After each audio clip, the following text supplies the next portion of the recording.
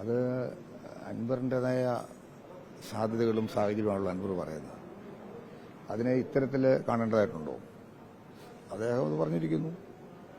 സ്വാഭാവികമായിട്ടും അതിനെക്കുറിച്ച് അൻവർ ഉൾക്കൊള്ളുന്ന പാർട്ടിയും അതിന്റെ സാധ്യതകളെക്കുറിച്ചൊക്കെ അവിടെ നിന്ന് മറുപടി ഉണ്ടാവും.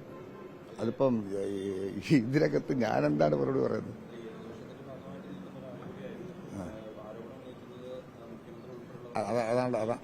അതാണല്ലോ ഞാൻ പറഞ്ഞത്. അത്തരം കാര്യങ്ങളൊക്കെ പറയുമ്പോൾ അതെന്തെന്നുള്ളതിനെ കുറിച്ചിട്ട് പൊതുസംഭവം ചിന്തിക്കുമല്ലോ. അപ്പം അത് വരട്ടെ. അതിന്റെ സാഹചര്യങ്ങളോ മറുപടികളോ പറയേണ്ടത് എന്ത് എന്നുള്ളതിനെക്കുറിച്ച് സൂചന പോലും കൊടുക്കേണ്ട ആളല്ലേ. കാരണം എന്താ, അത് അവരുടെ പാർട്ടിയാണ് അത്തരം കാര്യങ്ങളെക്കുറിച്ച് പറയേണ്ടത്. സ്വാഭാവികമായിട്ടും പാർട്ടിയിൽ നിന്നുള്ള അത്തരം കാര്യങ്ങളുടെ പ്രതികരണം ഉണ്ടാകും. എന്താണ് ഈ വിഷയങ്ങൾ എന്നുള്ളതിനെ കുറിച്ചിട്ടുള്ള അന്വേഷണം ഉണ്ടാകും. അതൊക്കെ അവിടെ നടക്കേണ്ട, പാർട്ടിക്കകത്ത് നടക്കുന്ന കാര്യങ്ങളാണല്ലോ. ഒരു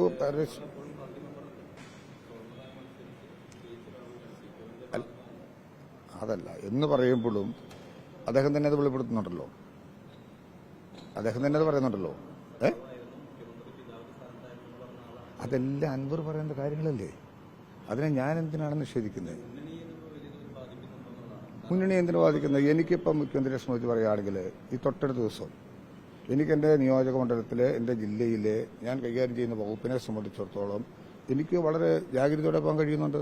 ഇപ്പം ജലജീവൻ മിഷൻ പദ്ധതി കാലത്ത് നടക്കുക, സാമ്പത്തിക ബുദ്ധിമുട്ടുകൾക്കിടയിലും അതിനെ പ്രയോറിറ്റി വർക്കായി കണ്ട് കേരളത്തിൽ കുടിവെള്ളം എത്തിക്കുന്നതിന് അദ്ദേഹം എടുത്ത താല്പര്യത്തെ എനിക്ക് നിഷേധിക്കാൻ പറ്റുമോ? അദ്ദേഹം തന്നെ മീറ്റിംഗ് എടുത്ത് അതിനാവശ്യമായ സാഹചര്യങ്ങൾ ഒരുക്കി മുന്നോട്ട് പോവുകയാണ്. അതല്ല ഞാൻ കാണേണ്ടത്. ഇടുക്കി പോലുള്ള ഭൂപ്രദേശത്ത് രൂക്ഷമായ വിഷയങ്ങൾ നിന്നപ്പോൾ ആ വിഷയങ്ങൾ പരിഹരിക്കാൻ നിയമനിർമ്മാണം ഉൾപ്പെടെ കൊണ്ടുവരുന്നതിനുള്ള സഹായം, ഇന്ന് ചട്ടങ്ങൾ രൂപപ്പെടുത്തി കൊണ്ടുപോകുന്നതിനുള്ള താല്പര്യം, അത് മുഖ്യമന്ത്രിയും റവന്യൂ മന്ത്രിയും എടുക്കുന്ന കാര്യങ്ങളൊക്കെ തന്നെ ഞാൻ കാണേണ്ടതായിട്ടില്ലേ? അപ്പോൾ എനിക്ക് എൻ്റെ വകുപ്പിന്റെ ചുമതലകളെ സംബന്ധിച്ചിടത്തോളം ഭരണപരമായ കാര്യങ്ങൾ മുന്നോട്ട് കൊണ്ടുപോകുന്നതിന് എന്നും ഹെൽപ്പായിട്ടുണ്ട്. അത് ജനങ്ങൾക്ക് സഹായകമാണ്. ആ നിലയിലാണ് ഞാൻ മുഖ്യമന്ത്രിയെ കാണുന്നത്. കൂട്ടുത്തരവാദിത്തമുള്ളൊരു ഗവൺമെന്റിൽ എനിക്ക് അദ്ദേഹത്തിൽ നിന്നും കിട്ടുന്ന സപ്പോർട്ട് എനിക്കെന്നല്ല, എൻ്റെ ഡിപ്പാർട്ട്മെന്റിന് കിട്ടുന്നത് ജനങ്ങൾക്ക് ക്ഷേമ പ്രവർത്തനങ്ങൾ നടത്തുന്നതിന് ഉചിതമായ നിലയിൽ തന്നെയാണ്. അത് ഫിനാൻസും അങ്ങനെ തന്നെയാണ്. ഫിനാൻസ് മിനിസ്റ്റർ അക്കാര്യത്തിൽ താല്പര്യം കാണിക്കുന്നു. അപ്പോൾ അത്തരം കാര്യങ്ങളെ ക്രോഡീകരിച്ചൊരു വകുപ്പിനെ ജനങ്ങൾക്ക് സാധ്യമായ നിലയിൽ കൊടുക്കുക എന്നുള്ളതാണ് എൻ്റെ ജോലി. അത് ഞാൻ നിർവഹിക്കുന്നുണ്ട്. അതിലെനിക്കെന്നും മുഖ്യമന്ത്രിയുടെ ഭാഗത്തു നിന്നും ഗവൺമെന്റിൽ നിന്നും ആവശ്യമായ സഹകരണം കിട്ടിയിട്ടുണ്ട്.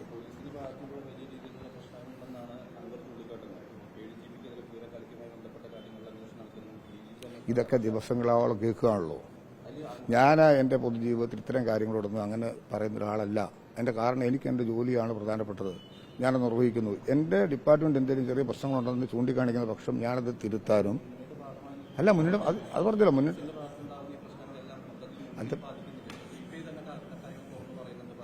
അല്ല അങ്ങനെ ഉണ്ടോ? അതിന് കേരള കോൺഗ്രസ് പാർട്ടിക്ക് വേണ്ടി ചെയർമാൻ പറയും. പാർട്ടിക്കൊരു ഉത്തരവാദിത്വമില്ലേ? അത് പാർട്ടിയിൽ ആലോചിച്ച് പാർട്ടി പറയേണ്ട തീരുമാനങ്ങളാണ്. അത് മന്ത്രി എന്ന നിലയിൽ പറയേണ്ട കാര്യമല്ലല്ലോ.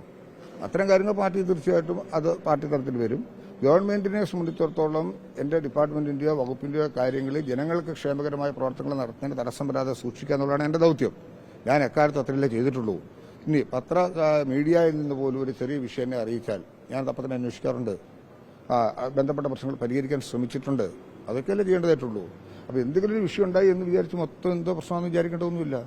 ഇതെല്ലാം മാറും. കേരളത്തിലെ ജനങ്ങൾക്ക് വിശ്വാസമുള്ളൊരു ഗവൺമെന്റ് ആണോ അല്ലയോ എന്ന് വിലയിരുത്തൽ വരേണ്ടത് തെരഞ്ഞെടുപ്പിലാണല്ലോ. തീർച്ചയായിട്ടും പറട്ടെ. ഇനി മാത്രമല്ല, ജനങ്ങൾക്ക് വിശ്വാസമില്ലാത്തൊരവസ്ഥ വന്നാൽ ജനാധിപത്യത്തിൽ പിന്നെ എന്താ സ്ഥിതി? അതല്ലേ കാണേണ്ടതുള്ളൂ.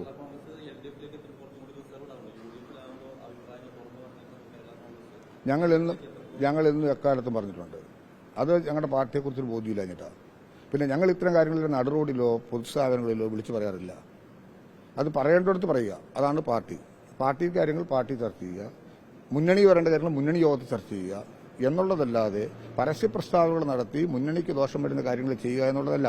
അഭിപ്രായ വ്യത്യാസങ്ങൾ സ്വാഭാവികമില്ല. അതാണല്ലോ ജനാധിപത്യം. ആ അഭിപ്രായ വ്യത്യാസങ്ങളെ ക്രോഡീകരിക്കാനുള്ള സ്ഥിതി എവിടെയാ? മീറ്റിങ്ങുകളിലാണ്. അത് ഇന്റേണൽ മീറ്റിങ്ങുകളിലാണ്. അത് അവിടെ പറയും, അത് കറക്റ്റ് ചെയ്യാൻ ശ്രമിക്കും, അങ്ങനെ പോകും. അതാണ് കേരള കോൺഗ്രസിന്റെ ചരിത്രം. മുൻകാര്യങ്ങളും അതിനെ ചെയ്തിട്ടുള്ളൂ.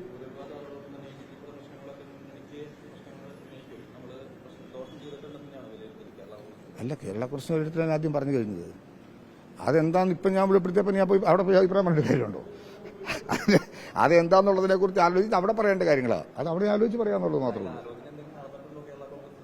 അങ്ങനെ ആലോചിക്കേണ്ട ഒരു ഘട്ടം വന്നിട്ടുണ്ടെന്ന് ഞങ്ങൾക്ക് കൂടെ തോന്നണ്ടേ എന്നല്ല അർത്ഥം. പാർട്ടി കമ്മിറ്റികൾ ചേരുന്ന സമയത്ത് ചോദിച്ചാൽ പോരെ.